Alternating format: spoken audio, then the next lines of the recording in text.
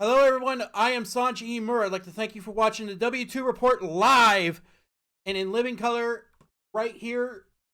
We're going to have a little frank discussion on one Alex Hutchinson and the controversy he started this week. And before we do that, let us open up the room to the panel. On the left, we have from the Great White North, somewhere hidden in a cave of cold, we have an Opal Dragon.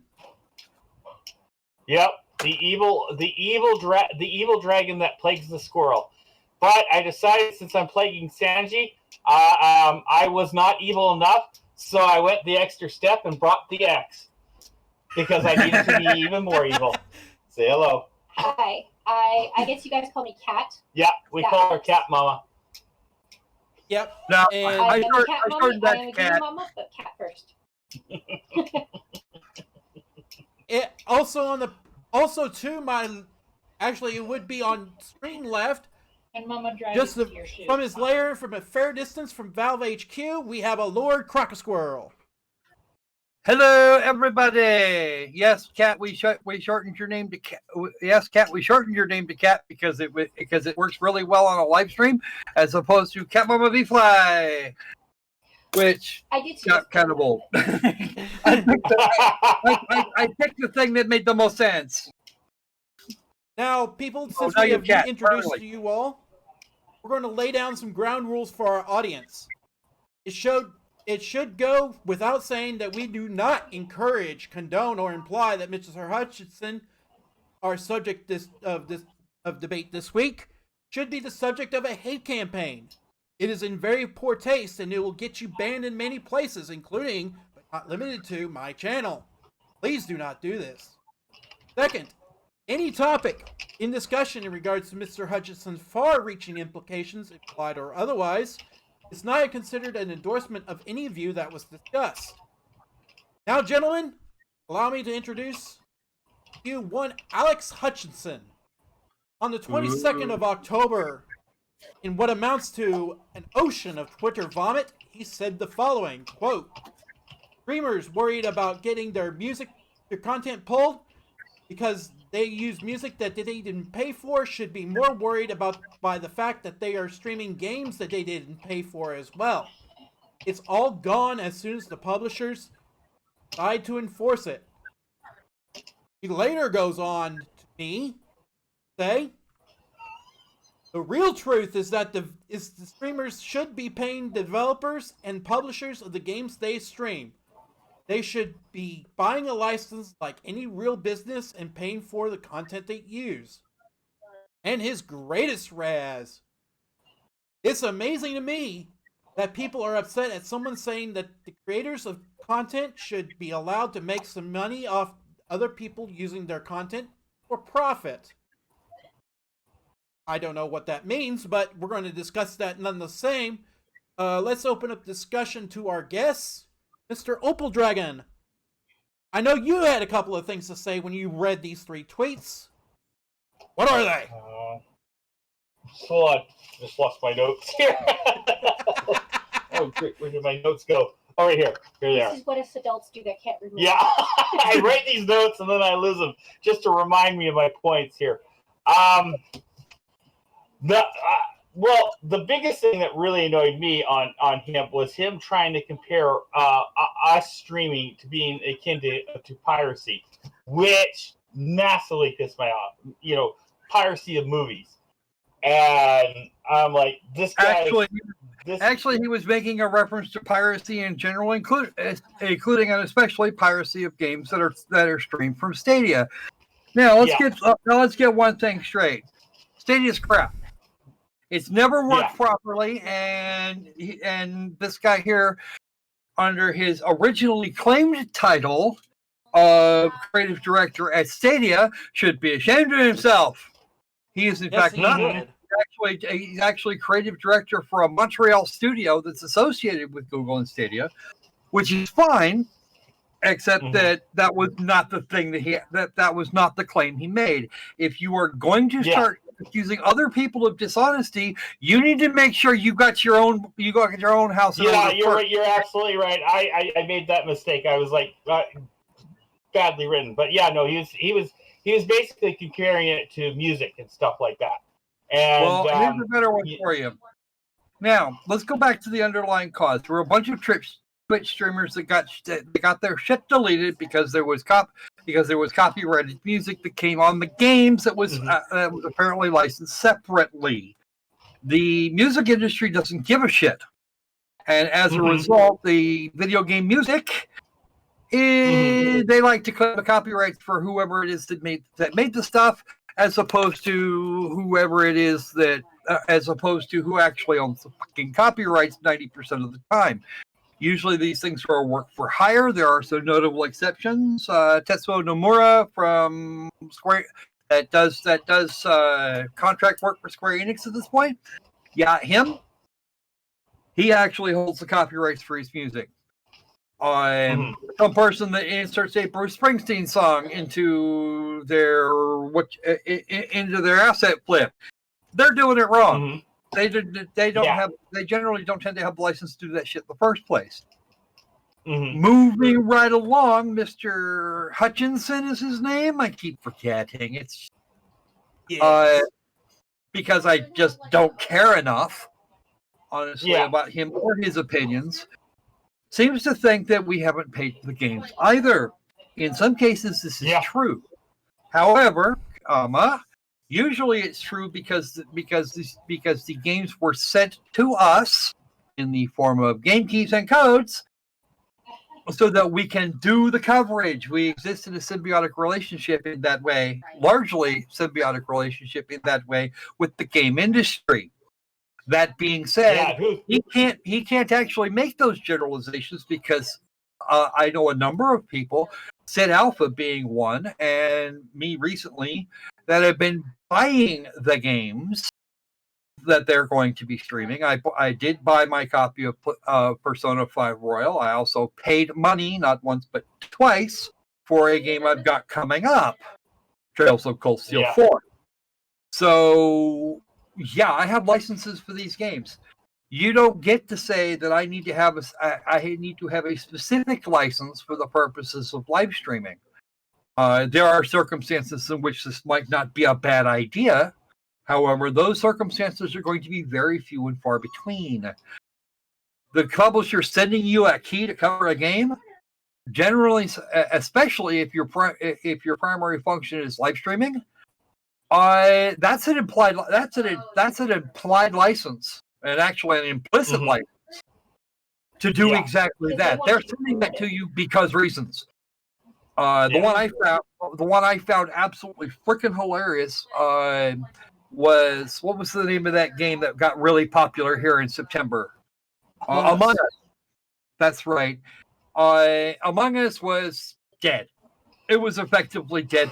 I'm pretty sure they were looking at shutting down the servers to play the game at all.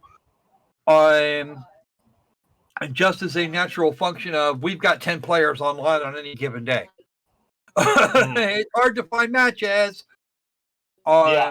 But a couple of the bigger streamers picked it up, and all of a sudden, their sales improved by leaps and bounds.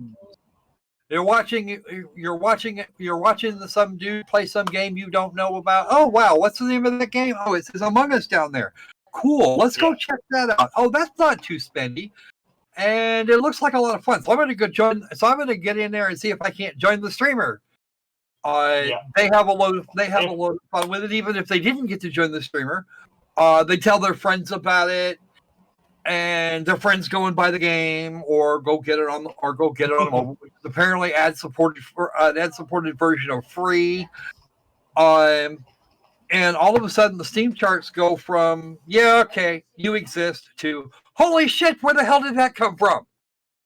Yes, immediately by the tweet that the guys from Among Us put out, showing these two data points, and saying, and the response there, the only thing that they had to say is pay the streamers.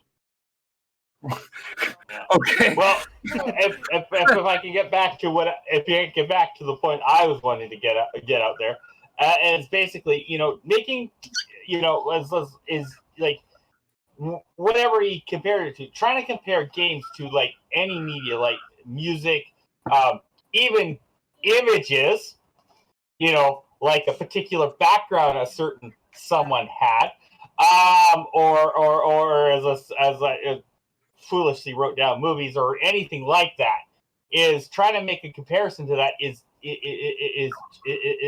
a pure fallacy in itself, because those things, the whole thing, whether it's a painting, whether it's music, whether it's a movie, TV show, or newspaper, even a newspaper article, those things are all purely, the whole point of those is purely presentation. You view those, which is something you can replicate through Twitch, YouTube, or anywhere on the internet. And, that's a direct mimic of what those mediums set up. But the one thing games that you can't transmit on the internet, unless you use a service like Google Stadia, is playing them. Like if you play when Squirrel plays a game, or any streamer plays a game on YouTube, I don't get to play that same game just because he's showing it. You know, and that's what really pissed me off when he made a comparison that there was that in some way that it was, you know, that you were getting the same experience as actually playing the game, you know, making that indication as in when you watch somebody play it. And I was like, no, that's pure BS. That was the one point. That was the one major point that really got me, because, as I said, you know, I watch Squirrel play games to make a decision whether I want to get that game or not. Well, that's like Or whether or not you'd even be able to when play it in some cases. Here, move forward. Okay, when YouTubers, when they promote a product, you don't get to try on that beautiful dress you see your favorite YouTuber in, just because they're showing it. That is what you go to decide. Good point. Whether that dress is worth buying or not. Yeah. No, And that's a good point. it's just advertising. Yeah. Exactly. Okay. Yeah. No. So they should She's got a good point. Squirrel streaming is the same as a YouTuber showing off makeup, dresses, you name it, or even unboxing, because you don't get that product. You just get to see what that product's like. You don't actually get the same experience or interaction. Now, And I'm gonna poke a little bit of a hole in your balloon here, Mr. Dragon. Okay. There is one instance in which there is an instance in which you need to, in which you probably should beware, and that's in kinetic novels, where there are no choices. You're just sitting there reading. Whether on auto or by pushing the button, that's the only interaction you're even going to have with that type of a game. And if you run the whole thing, then you could run into problems. But being able to, watching me read and or snark at or letting it just play without commentary, that could turn into a problem, because then you're actually usurping the market. Usually when you get those games, they're actually for some sort of a video review. You let it run in the background while you comment on what you thought about it. That's generally the way I would do that. There are people that don't, and I think those people are being silly. I'm not going to suggest that they're actually doing something illegal. That's not my job. But if that would be the closest to a gray area that I could find. No commentary channels are taking something of a risk, but not to the degree that somebody that's just picking up a kinetic novel, which is essentially a visual novel without choices. Okay. Just playing the devil's advocate here. Yeah. But is that really a game? Well, by the definition, by the looseness of definitions, it does be a game. However, you're more looking. I tend to think of them more kind of as light novels, and that's kind of where this little bit of devil's advocacy is coming from. You have to watch it, and if you're doing no commentary streams, even of a proper game, the no commentary sets for Trails of Cold Steel 4, I'm expecting to see them in the next 12 to 24 hours. That's less iffy, but it's still kind of iffy. Which is why I make an effort to comment and snark and generally rag on the characters while we're doing that. If I was going to stream a kinetic novel, I would most certainly not just let it run or read it directly. I'd let them speak for themselves and then snark the shit out of them. Right. And I'm actually fairly well known for snarking at video game characters because, well, sometimes they've really earned it. No, 90% of the time, however, that's actually bad localization on the part of whoever it is that did it. because a lot of these games are Japanese. But yeah, no, Mr. Hutchinson's completely out of his fracking mind. I've actually been sent kinetic novels. Yeah. And sometimes I enjoy them, and sometimes they're just annoy the shit out of me. If they annoy the shit out of me too much, I'll just stop and not do anything and not touch it after that. Not even bother to do the fracking review. Because they don't want my opinion in the public eye. That will not end well. Believe it or not, there's more greatest hits from. Hold on a second, Mr. Sean. Give me about another 2 minutes. Now then there's the other side of this particular coin where somebody actually tells me that I shouldn't have a copy of their game. What's the rule when we do that, gentlemen? Can anybody tell me? We buy it and we shit on it anyway. Yep. Yeah. They buy their game so that they can't actually stop us from yelling about it. And then we yell about it because sometimes that's just the way it is. I don't deserve a copy of your game. Okay, let's find out why, shall we? Okay, your turn. All right, we have more greatest Raz from Mr. Hutchinson, including this little gem. Show us the camera, Sanji. I'm showing you the camera. He's talking about the camera. I know he's talking about the tweets, but I'm not seeing anything in the Discord except 3 little circles. Oh, One for each of it. You might I'm not watching the live stream. That costs. I don't get in the habit of doing that because that actually costs bandwidth that I don't necessarily have. Oh, I see. So in that case, then scroll up and go to tweet number. It's the one where 4. Yeah, Squirrel. It's the one where he says anyway, it's gonna hop online and stream some Fall Guys. Who's up for it? And then he's got animation of something. I'm not sure. Yeah, see, and there goes some blatant frickin' hypocrisy.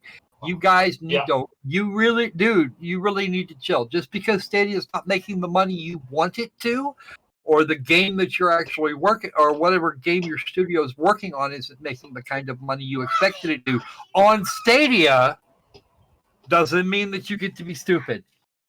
Right. Okay. You're gonna yell at me for streaming a game that I at a 50% likelihood paid for. But you know what? You don't get to go ring up your copy of Fall Guys. You got for free on PlayStation Network. For free. I have a copy of Fall Guys. I got it free a couple months, or what? September? I think it was September. Yeah. On PSN Plus. You didn't pay for that game. There's also the fact that if people do their job and make good games, then you're helping their industry by introducing more and more people to these good games. And very sometimes good. Even if the game really sucks, you intrigue them to try it just to laugh at it. And so they buy it just so they can friggin' poke holes in it. I've actually gone after some games because I watched Squirrel do things stupidly, and I'm like, I can do this better, or I gotta prove him that it is possible. When he's sitting there telling me it's not possible, and then he denies the evidence. You have yet to show me a single piece of evidence on that level, Mr. Dragon. Don't go there. I don't know. Maybe I'm just unique or nothing, but I know sometimes a game is so bad that you just have to laugh at it. It will sometimes encourage me to buy it just because. Yeah, that's true too. When you need a good laugh. Yeah. This reminds me of a game that I had on a games roundup a couple of years ago. You can't buy this game now, but it was called Unconscious. And we started out with Dudesky in an F-16. Being attacked by other F-16s and after a nice fat crash, winds up in the bowels of what I think was supposed to be a mental hospital. Okay, a couple things wrong with this. Number one, the controls were janky as shit. And you were expecting that to turn left or to step left, you were going to use the A key. You wound up having to use the Z key because it's set up for a French fucking keyboard. And no matter how many times he fixed it, he didn't. But that game was so bad that I wanted to go back and play the Slaughtering Grounds. Yeah. I was actually lying to go back and play the Slaughtering Grounds. I was like, what the hell? And all I could think of at the end of that was, what the unholy fuck? And he was one of those that told me in no uncertain terms that I didn't deserve to play his game. Oh. And he demanded that I not buy it. Whereupon I bought it, I shit on it, and I shit on it appropriately. Yeah. There were a lot of games like that for a long while. Yeah. Okay, why do people say not to buy their game? You don't deserve it. That just makes somebody want it more. Yeah. It's not a question of wanting it. It wasn't a question of wanting it more. I was going to show everybody how bad that game was. Yeah. I was real. That was my only motivation in even asking. Yeah. Game reviewers provide a valuable service. How many games have been improved because of streamers? I can think. Like, I've been watching Satisfactory, and they made so many changes because, also of other streamers too. But there were a couple times, according to what he said, if he's saying what's true, and I have no reason to doubt it, that they contacted him to make changes to the game because he found subtle issues. I mean, there's been a lot of games that have benefited from that, you know. Yes, Pat. I've actually put in feedback on live streams on several games over the last couple of years, and fixes that I've recommended have been implemented. Yeah. And in one case, I uncovered something fairly large that nobody else had noticed at that point. I don't know how the hell that happened, because I was almost 2 weeks late getting to that game. But I found a significant problem that was correctable, and they actually contacted me to get the details. And then they fixed it. In other circumstances, I've seen text fixed. I've seen just general quality of life issues that I've pointed out rectified. We do exist in symbiosis with the developers and publishers, and without us, their sales won't be nearly as good because the traditional methods for advertising are A, expensive, and B, not particularly effective at this point. Most of your advertising is going to be in the form of gameplay on YouTube or Twitch. Yeah, right. And what does it actually cost them to generate a key for a person? About 3 minutes of their time. 3 minutes of their time. Less, actually, because you can work. If you're talking about Steam, you can request, however many. You still got to load it up. You have to wait. And then you get a nice list. You wait for a little bit. You got a nice list, and you say, "Okay, these keys go that way," and that's the end of that. It took you 3 minutes total, and you've managed to supply, I don't know, 100 or 200 or even 500 people. Hell, you could do that for 20,000, which, generally speaking, is more than the number of sales you're going to get. As long as you do this judiciously, it effectively costs you nothing, or close enough as makes little difference, because the emails that are sent out with the keys can be automated, or in some cases, and I've got a couple of PR firms that do this, they'll actually put together a form for folks that do a lot of back and forth with them, and it's all filled out. The only thing you need to do is plug in the key and the correct blurb, the correct marketing blurb, and everybody's happy about it. I've received, I don't know how many of these form notes I get. I would have to go back through a few years worth of emails just to see if I could find such things, or if I even find a number. But the way that tends to work, it costs you in essence one sale. Because I might have bought the game if you hadn't sent me a key, which is unlikely but entirely possible. So you know what? You said okay. Opal sends me a key. Opal uses Sanchi to send me a key. I may or may not have purchased that game, and there's probably about a 30% chance that I would have if it was something I was super hyped about. Otherwise, probably not. It's something that interests me just enough to ask about it, and no more than that. Or something that I think is your Steam library? Or something that I think that the gang that the viewers might enjoy, whether I really want to play it very much or not. And in the early days, there was a lot of that. Mostly, people like to listen to me rant about about games like Unconscious or the Slaughtering Grounds, or reading off lawsuits. How big is your Steam library? Bigger than it should. How big is? Bigger than it needs to be. That's what I'm only going to say that. Yeah, and how much? How many of those games are games you would to any degree really want to play, like that you would actually pay for? Would you say what? 10, 5, 2%? Probably closer to 25. Actually, there are games I buy. There are games that I buy that I have every intention of playing and never quite get to.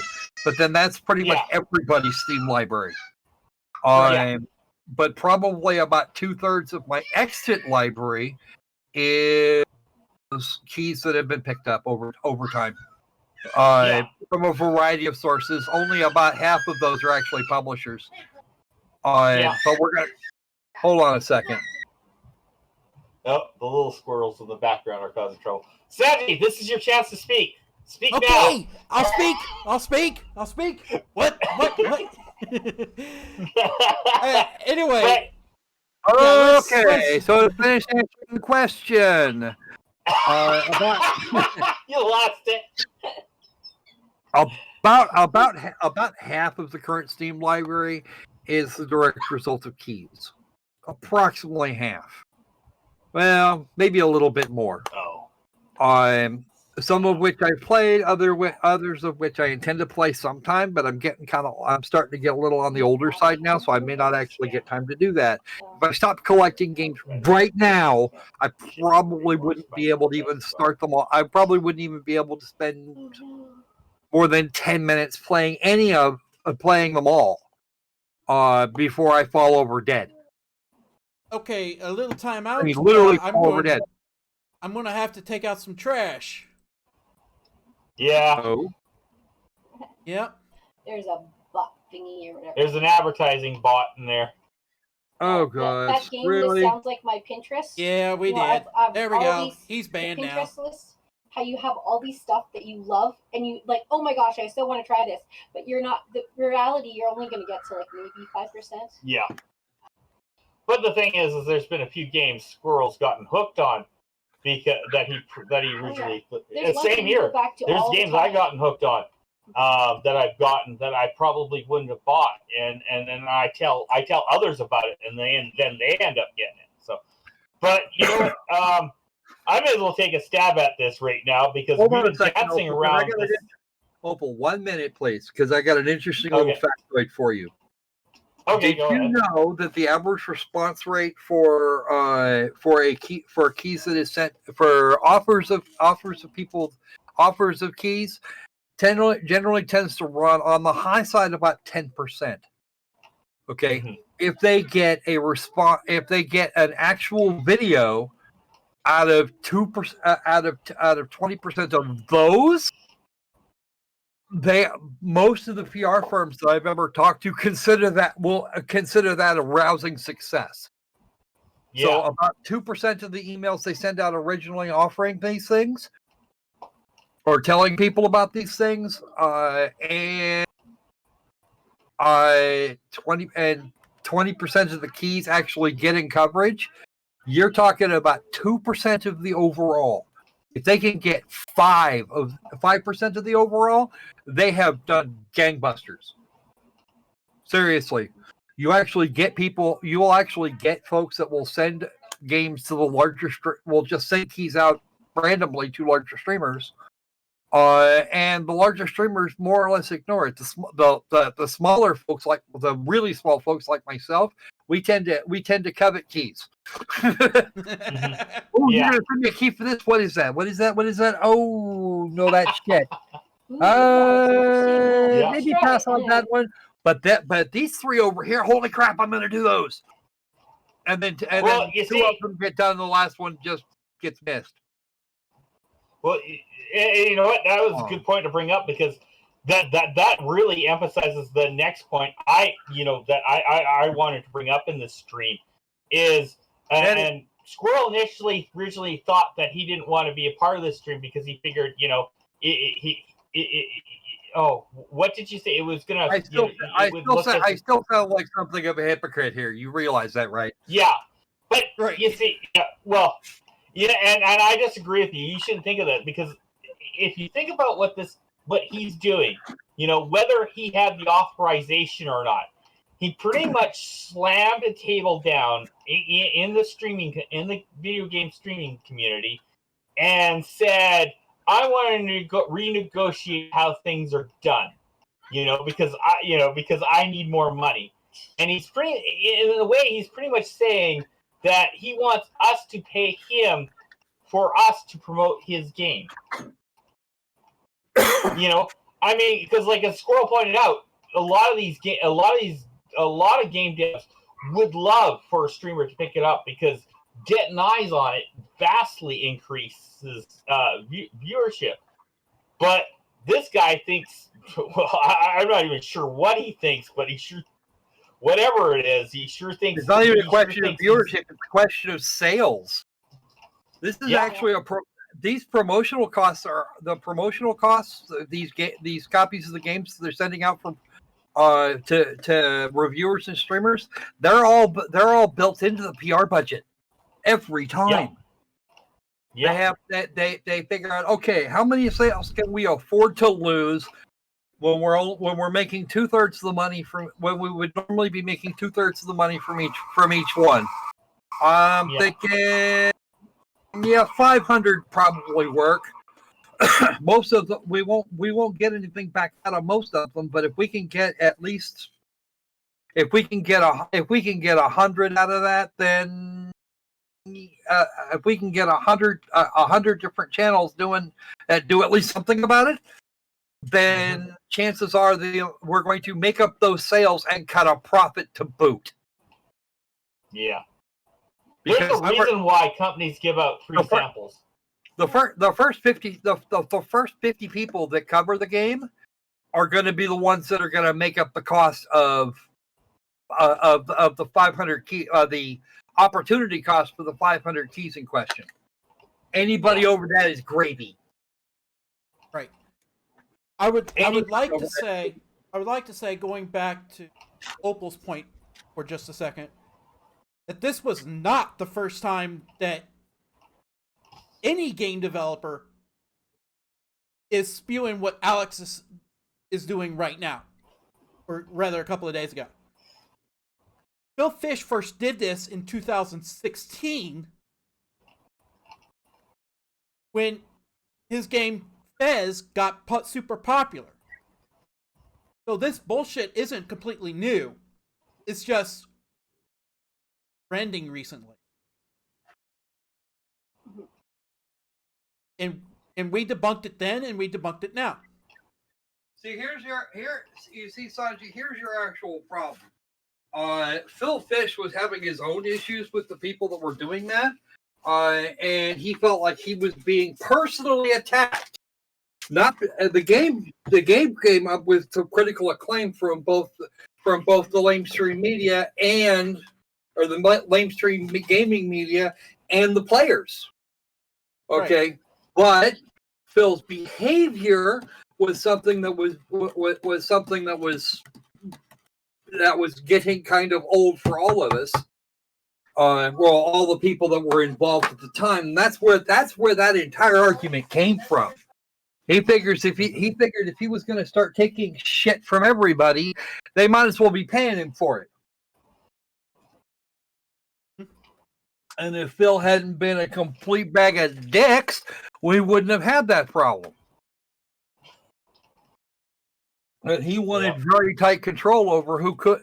One of the things he wanted was very tight control over who could and could not play the game to begin with, like at all. Right. So that's a problem. That's a massive problem. For his views, Phil was rightfully criticized, and then he decided to turn on the entire fucking industry. Well, if you're making a product for the money, which, usually people do that, the more exposure, the better. Especially if it's a good product and people are reviewing it in a favorable manner, that only helps your sales. Don't get me wrong, Fez was a good game. It was actually a solid little game. It wasn't quite what I liked, but it was a solid little game, and I thought so at the time. I saw Phil freak out and said, "Nah, fuck that guy." Now that's what most people said.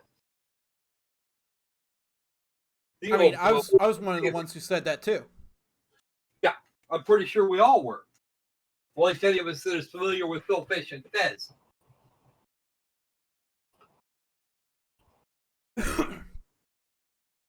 Well, anyway, we still have a little bit more tweets to take care of. For example, let's let Sanji get through them. So for example, we have his response to that tweet. To this tweet, John said, quote, "I hope you brought that special streamer-only license to play and stream it, clown face." And he goes, "I love streamers." Oh, bullshit. You know what the sad part is? If Stadia wasn't such a shit platform, we wouldn't have this issue. Exactly.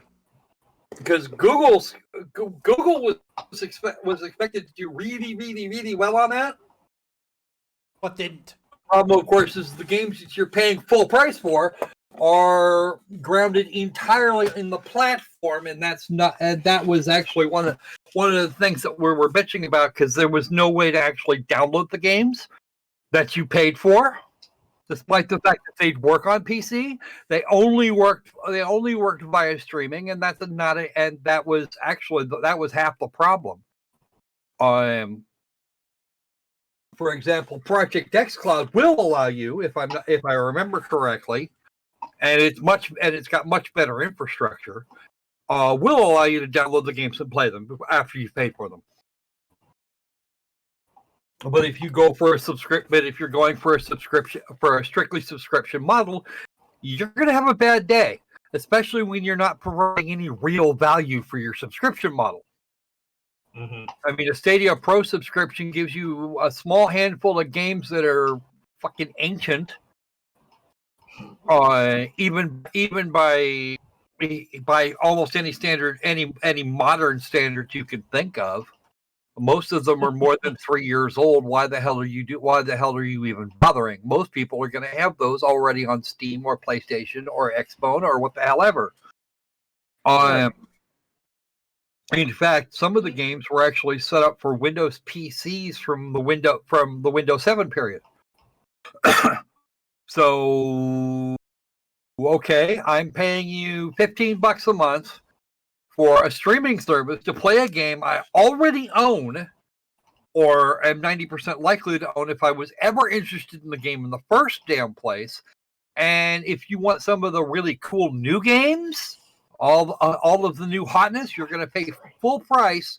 We're not going to let you download it, and if we ever decide to kill the Stadia service, you're done. That's it. It's over. You gave us money. Thank you very much. And you don't even get the benefit of having a downloaded copy that you can sneak off and play later For example, Nope. just as another example, there are PlayStation 4s out there that have PT already installed. Right. And eBay recently, man, this is a thing that Sanji turned me on to. eBay recently banned the sale of said PS4s, but you can't. But and again, this is a situation of Konami is Konami, and Konami is the worst. Okay, Konami, if they had actually intended on the trailer, on the playable trailer, to be timed, as in you can only play it until we say otherwise, could have just as easily disabled and uninstalled from your PlayStation 4 the PT. What happened here is that they decided to just remove it from the store. They didn't touch any of the copies that existed. And as a result, we wind up in an entirely different situation. They canceled the game that went with that this was supposed to be a playable trailer for, Silent Hills. Then they pulled it off the store, but they didn't expire any of the copies. So if you have a PlayStation 4 that has PT already on board, then you can still play PT. And I know I know Sony has the ability to set up timing for this, because that's what they do with the PlayStation Network.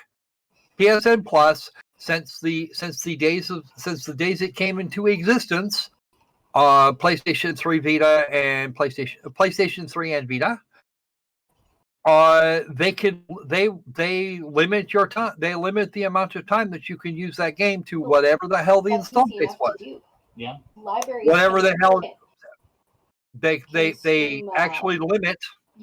They actually limit the time that you are allowed to play that game to the date that your PlayStation Network subscription expires. And the bad part of it is you have to reinstall the fracking game completely if you extend your PlayStation Network, if you extend PSN Plus.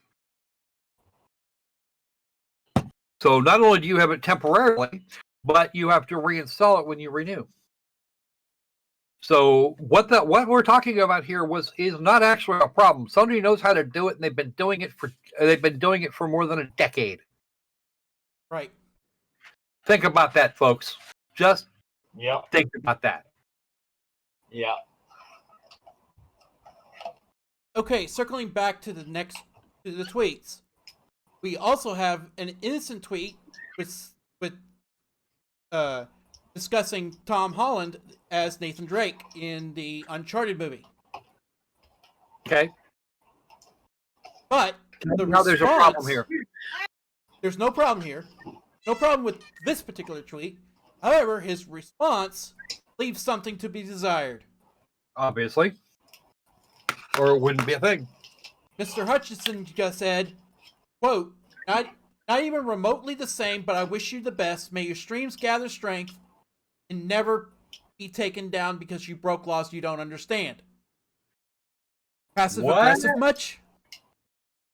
First off, as far as I'm concerned, it is actually the duty of everyone that does games and content of this nature on YouTube, Twitch, or any place else to educate yourself in the copyright law. Right. Okay. And remember, folks, one of the things that you do need to remember, and if you don't remember this, you will live to regret it. Remember that fair use is not a blanket defense; it is an affirmative defense, and it is always taken case by case by case. If you find yourself in a court of law using fair use as a defense, they will take your shit apart. And I will refer you to Hughes v. Benjamin for this purpose. Right. That part, you want to know what the most hilarious part of that is? It's actually horrifyingly funny. Hughes v. Benjamin has already been cited in copyright in other copyright cases. Oh, really? Oh, wow. Yes. You don't pay much attention to Mr. French, do you? Obviously, Not Opal French. doesn't. You really do that. Mostly just Vila, and occasionally, Well, I even can't remember Viva's come across some cases that have done that. And Viva's not even a U.S. attorney. He's from Montreal. Same as this guy. Up there in Kanakistan. He probably knows enough that he probably knows enough law at this point he could pass the bar if he wanted to. Down here. Yeah, correct. That's true. And Because he's done some serious deep dives into some shit. yeah. Speaking of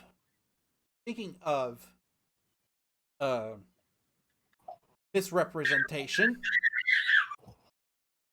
this is what Mr. Hutchinson's Twitter bio said the day of his tweet.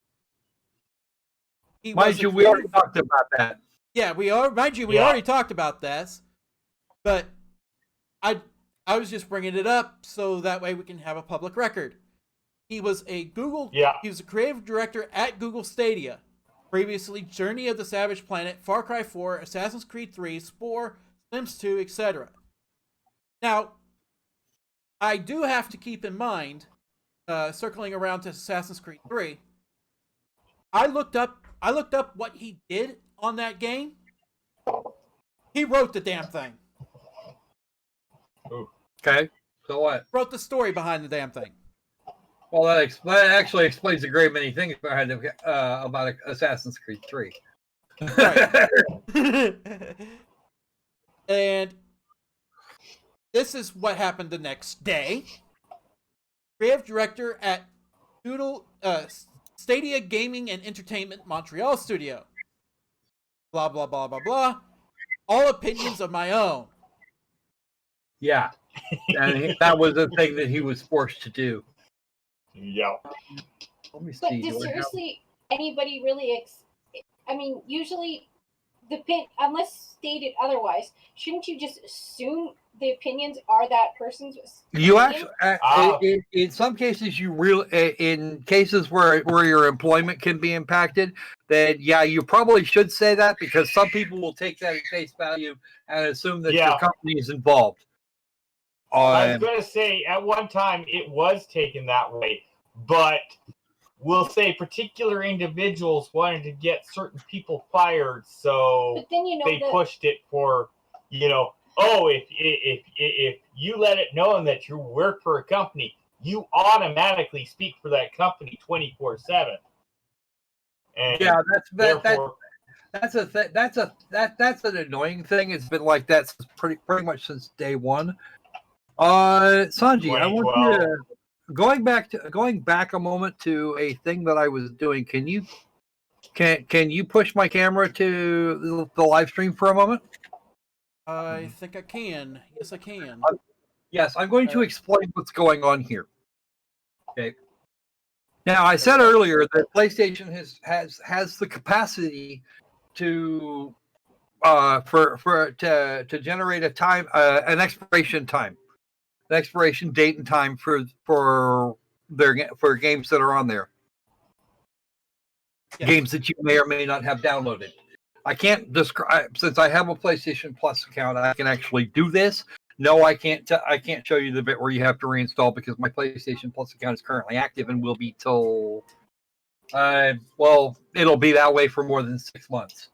So here, what we've got here is my current library.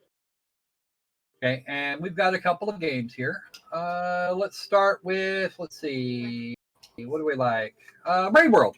I actually own a copy. I actually own my license for game for Rain World. It's a fun little game. I liked it. Okay, let me show you here. We sweep down to information. This is a game that is actually licensed to the person, not through PlayStation Plus. There's a slight delay. Okay, you can see that there are no dates or anything like that. It gives you just the basic information. Yes. Yeah. Okay. And where it's installed, that shows that I have an external hard drive. Okay. Now let's get, I don't know. Let's go Kingdom Hearts 3 for a second. Okay. Information is exactly the same, although you see you see the little disc icon in the lower right hand corner. I have a physical copy of this. Right. Mm-hmm. Okay. Now let me show you what it looks like when you've got it when you own a game, when you have access to a game via PSN Plus. I've actually been wanting to finish this game and I keep not getting to it. But here we go. Just like that. Okay. The start time is not listed because this one is years and years. This one's years old. But you see where it said valid, where it says valid period end. That will be the day. That will be the day and time where this game will stop working. Right. And this is the thing I cannot confirm to you until half past June next year. I will have to uninstall and reinstall the game to renew the license. Because I had to do that in this case. Huh. So 231 days from now, I'll have to do that. Okay. Actually, let me see something here. Yeah, see. Everyone that uses the PlayStation uses this particular PlayStation can run that game. Right. I do not know why I didn't get the other one.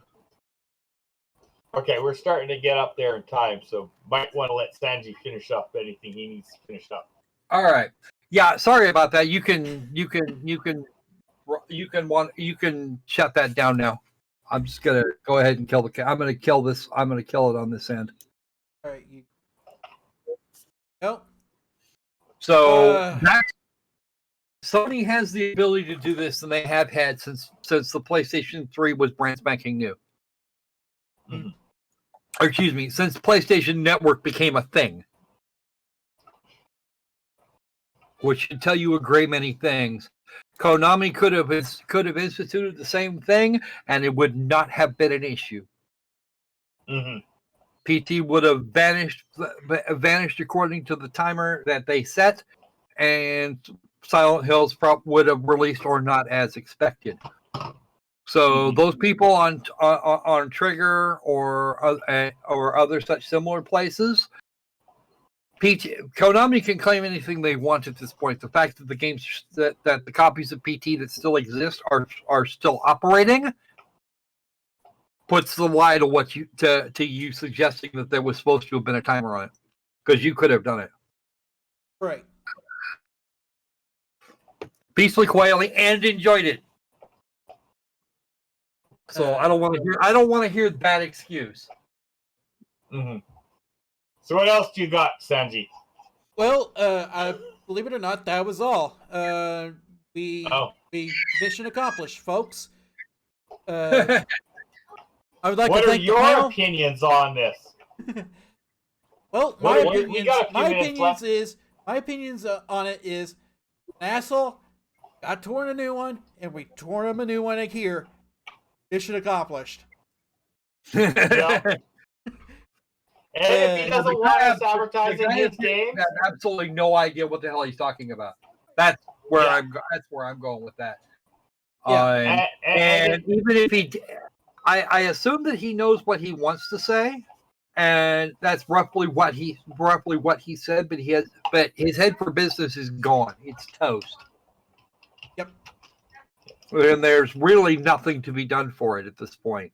He's completely out of his gourd. Yeah. Yes. Oh well, I say if he wants to make us pay to review his games, I'm gonna say no, and I just won't review his games. I'm perfectly fine with not reviewing his games. However, now that somebody has floated that idea, there will be the occasional creature that will try it. I know that for a fact. Well, if they want to pay to review his games, that's their choice. I am not. I see in the future a lot of games being turned down because of that. You know, people trying to pay. Oh, here you go. Why don't you play this game? Oh, before you play this game, how about you pay me for it? It's like, well, I don't even know if I like it. Why would I want it? Well, here's the other side of that is it's a thing called access journalism. A great many outlets, myself included, without either a secondary source of income or b access to the games without having to actually cough up cash for them is the only way they survive. Because I could not do what I could not do what I do now without at least some percentage of the keys of the games that I've covered being free of charge to me. Yeah, there's not a way there. No, I'd have been gone long ago. Yeah, or it'd have been turned into a strictly Let's Play beast. That everybody would want to play. Yeah, that's pretty much what I said. It's like if he wants to charge us, to stream an extra charge to stream his games, okay, go for it. I'm sure he'll find somebody who'll pay it. I won't. Well, I've got so many other games to play. The lamestream media, the lamestream gaming media would be fucking gone. You can't support a website that size without that. Hell, there are some places that have handed off hardware in order for the reviewers in question to be able to keep going. They're never going to do that for me because I'm nowhere near that size. And I would probably refuse it. And I would probably, on some level, I would be likely to refuse it anyway, but only if it actually came from. If somebody sent me a PS5 tomorrow, I'd take it. I don't know. Electronic Arts sent me a PlayStation 5 preloaded with FIFA 2021. I'd tell them to stick it in I'd tell them to stick it up their ass. Yep. Because that's them trying to bribe me to give FIFA 2021 a good review, and I wouldn't review it at all. I'd send them their gear, and I'd pack it back up, put return to sender on it, and make them pay the reverse shipping charges. Because fuck that shit. That, and if it's an EA game, they're hoping they'll make their money back with microtransactions and loot boxes. There's so many companies that will happily sponsor people just so that they can get more word out about some of their products. Yeah. One of the YouTubers I watched, sometimes like places like Wish and stuff like that, give her a certain amount of money to spend on Wish products like every month, just so that she can review them and get more people interested in buying from Wish. Yeah. Yeah, that would be the same as me getting a game key. It would. Yeah. That's roughly equivalent. Exactly. Yeah. Okay. But Company X sends me a bunch of stuff. I might do an unboxing video, which is not something I'm known for. I might do an unboxing video of the stuff in question, but I would demur from giving them any kind of marks for that. But then by that time, I've probably already done what I was supposed to do. Total Biscuit had one of those instances that I was talking about earlier. One of the game companies sent him a top of the line fracking laptop with a game pre-installed. Said, "Here, check this out," and he said, "No," because that would because that in and of itself might skew his opinions of it in either direction. And the beauty of stuff like sponsoring, the sponsorship thing is these YouTubers that get sponsored by like Wish or something like that, they usually get to pick what particular stuff they want off Wish. Yeah. And so it's stuff that they already have pretty high hopes for, but they're still expected. They're still allowed to give an honest review and not have to say, "Oh, well, this piece of crap was the best thing ever." Yeah. they're allowed to say, Actually, we're dealing in a little bit more subtlety there when you really stop and think about it. They probably would want to try to word it nicer, because the fact that Wish gave them that thing, they might say, like, I don't really like the feel of this texture. I mean, it looks cute. I would wear it, but if it was in a different fabric, it would be better. But we better let Sanji. That's the kind of thing that you would expect, but the way they're doing it gives them access to the things that they would like the most, as opposed to a broader as opposed to them sending a bundle of stuff. Say, here, check this shit out. When them going for and them just getting a bunch of random stuff that can be strictly reviewed. Yeah. So it's 6 of one, half of the other. Yeah. They're a game better and a console publicity together that is way. looking like a bribe. Yeah, it's looking like a bribe, because that definitely. Yeah, because you're getting two now, things. The option they could have done is said, okay, with his Xbox, they could have said, well, we're going to give you one free game to, these are your choices. We'd like you to review it. I mean, that itself would be better in the fact that they can. Better, but it would be in the fact that, okay, I can take this, but I can also still decide which game I would have bought myself had I the money to do it. Yeah. And not just like, oh, well, you have to play this game that could be completely out of your genre or whatever. Yeah. You see, and the way I get mine is through a couple. There's a couple places that I hit up. They send me emails, or in one case, they just have a bunch of games on a list, and you can pick out which ones you want to request yourself. And sometimes you'll get them, and sometimes you won't. I have to clean out my list on that particular site, but unless you make an active request, you're not going to get it. I have actually had people send me games out of the blue, and usually I'll take them up on it. If only to go, yeah, okay. You think so? I'm not necessarily impressed, but okay, you think so? Sometimes it's fun to see. Fun. Oh, this is what Google thinks I would like. Yeah. I can't believe how far they are off the mark. Yeah. Well, we should let Sanji decide whether he wants to kill this here, because he is running on time here.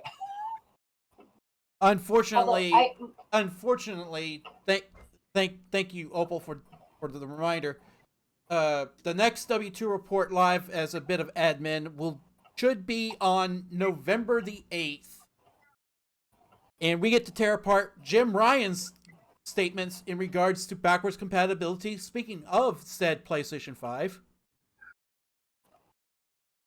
So, stay tuned for details on that and the respective panel for that. I would like to thank Mr. Opal Dragon for showing up today, and Kat for showing up today. Yeah. And Croc for showing up today. Don't forget Kat. Don't forget Kat. I don't want to be neglected, man. Yeah, I did that enough in the marriage. I would like to thank the panel for showing up today. I'd like to thank Kat for showing up today as a special guest. And we will see you guys on the next W2 report, whenever that might be.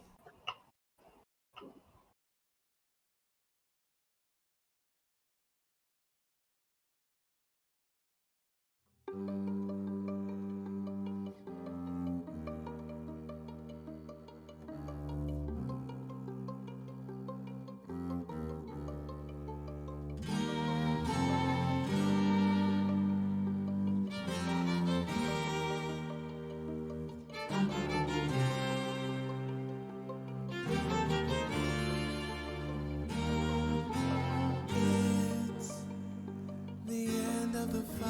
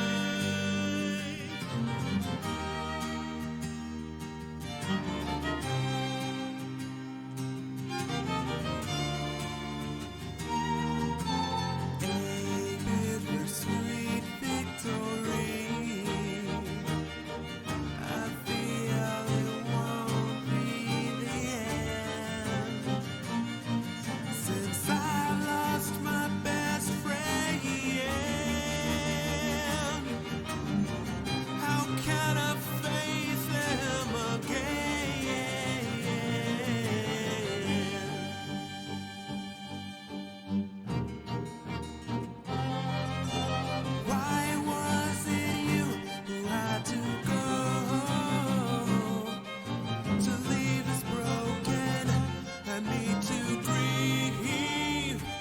You